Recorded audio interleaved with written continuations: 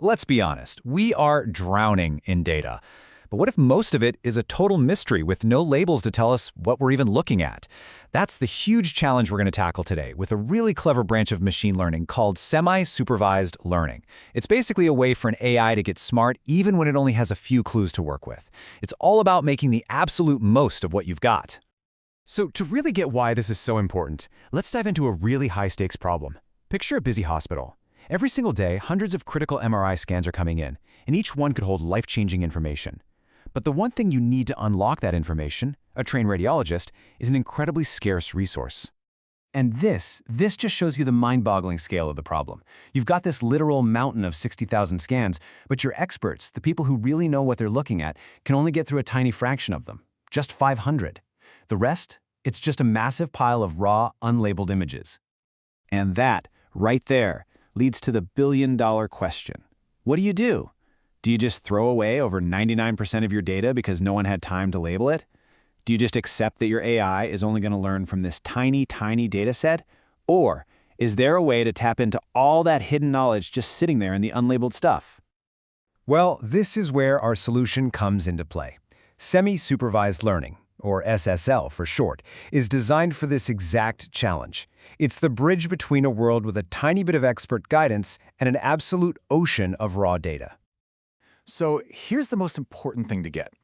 SSL isn't a choice between using labeled data or unlabeled data. No, it cleverly combines them. It uses that small labeled set to kind of get its bearings, to learn the basics. And then it dives into the massive unlabeled set to figure out the deeper patterns and become way, way smarter.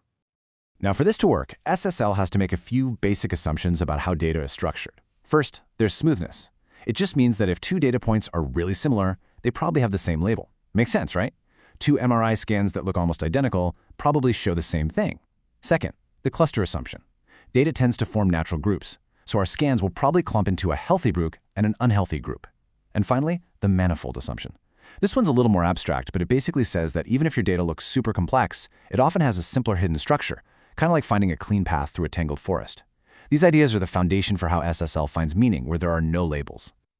Okay, so how does SSL actually do all this? Let's open up the toolbox and take a look at a few of the most powerful techniques that data scientists have at their disposal.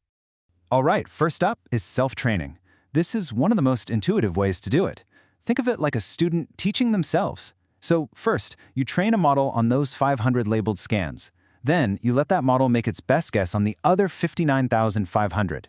You take the predictions it's super confident about, say the ones it's 99% sure are healthy, and you just pretend they're real labels. You add them back into the training set and you retrain the model.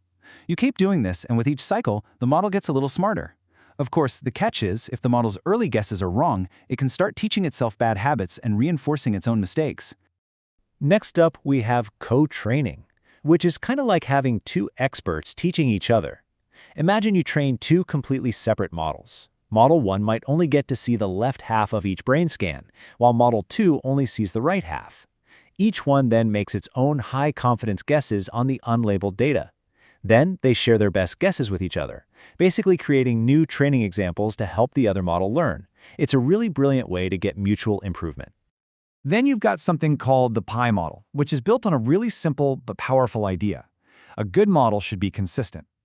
If you show it an image, it gives you a prediction. Okay, but if you show it the exact same image, but maybe with a tiny bit of random noise added, think like static on an old TV, it should still give you the exact same prediction. The pi model's whole job is to train the AI to achieve this kind of consistency, which makes it way more reliable.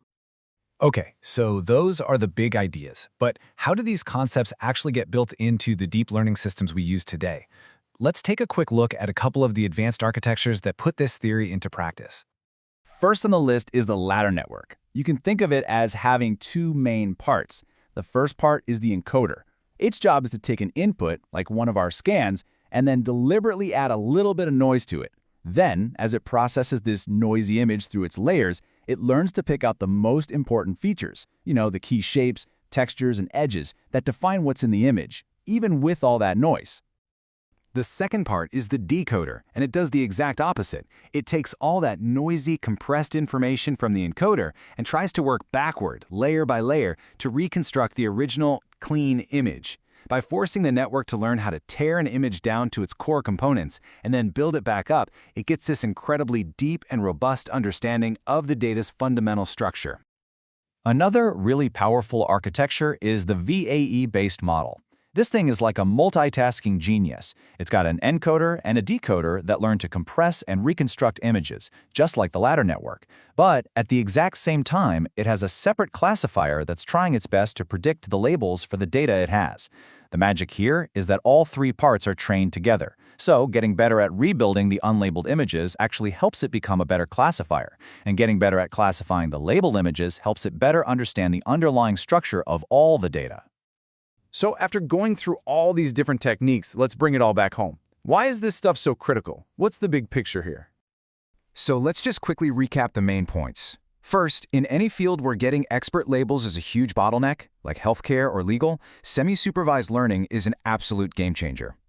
Second, we saw how these intuitive methods like self-training and co-training can create these powerful feedback loops, letting models teach themselves and each other. Third, we learned that the most advanced models are really built on simple, powerful ideas, consistency like we saw in the Pi model, and a deep understanding of data, which is the whole point of things like ladder networks. In the end, it all comes down to one thing, using every last bit of data you have, labeled or not.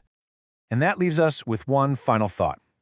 We are creating more data every single second than at any other point in human history, and the vast, vast majority of it is completely unlabeled. In a future that's going to be defined by AI, the ability to learn not just from the known, but from the vast unlabeled unknown, well, that might not just be an advantage, it might be everything. What do you think?